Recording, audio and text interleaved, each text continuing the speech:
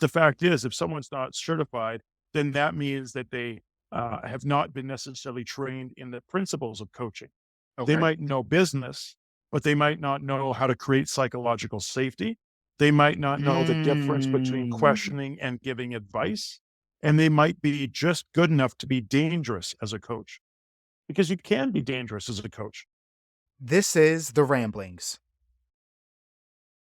I want to get into some choppy waters because that's actually extremely good. Because the reason I love and had you explain your particular backstory, obviously, because I kind of already knew some of it, is because in your particular story, especially when we relate it to today, we see a lot of young 20-year-olds trying to be life coaches, right? And so through the pandemic, we have seen a boom, as you have even noted yourself, of even just the term of people calling themselves coaches. But you, as someone who has actually changed their life at a very young age and was able to be on a very rigorous and strict path and then continue to parlay that into your career, makes you pretty formidable in regards to actually being a real coach.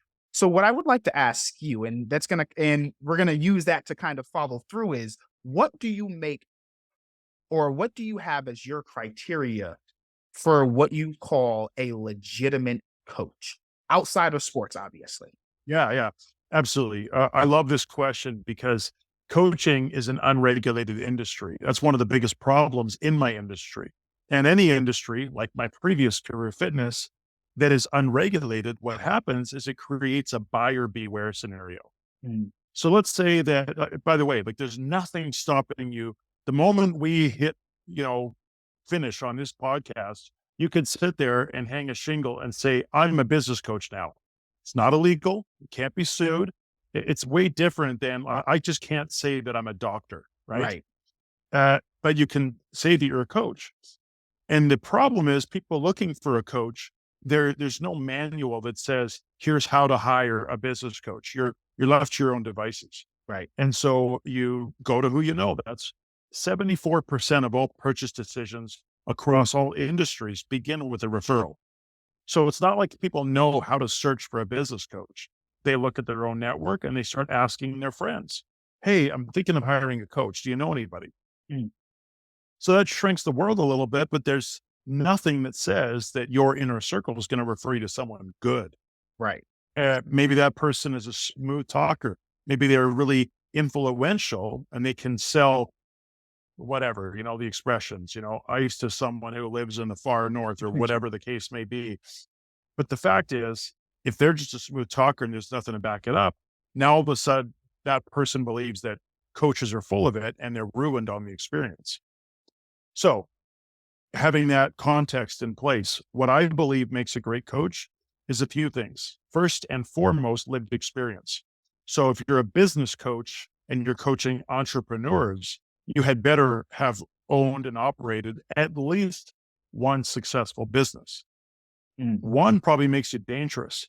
A good When executive. say operate, what I want the reason I asked is because I'm going to relate it to sports, and Yeah, I want to get your opinion on that.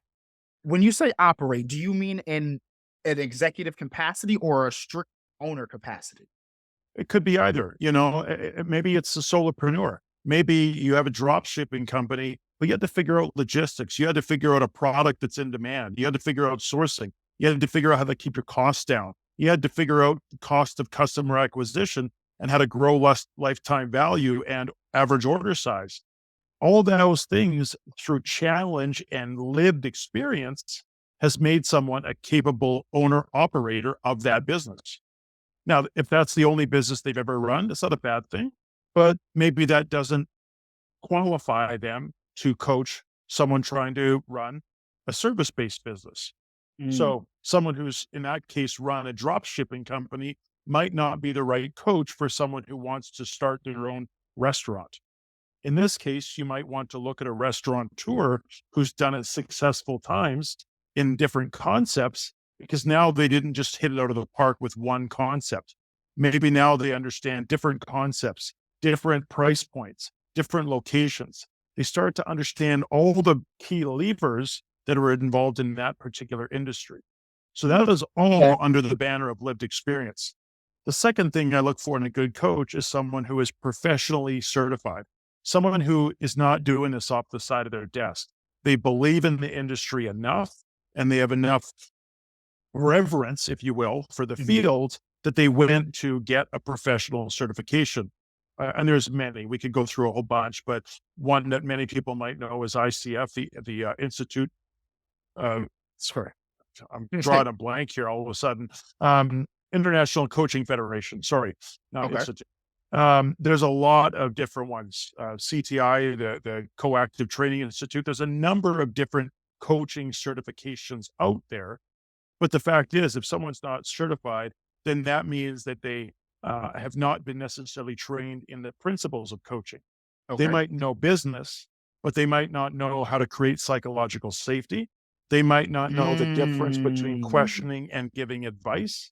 And they might be just good enough to be dangerous as a coach, because you can be dangerous as a coach. One example, if I was coaching you and you were starting a business and it came down to discovering your purpose, that's an example where a coach should never give advice. The purpose is one of the most powerful concepts we have. That's our compelling why. And it's Mhm. really important, even though it's not easy, that we've let someone come up with that themselves. We can ask all kinds of questions. We can facilitate. We can give tools. But if I were to even hint at what your purpose might be, I might mislead you for a decade Oh. down the wrong road.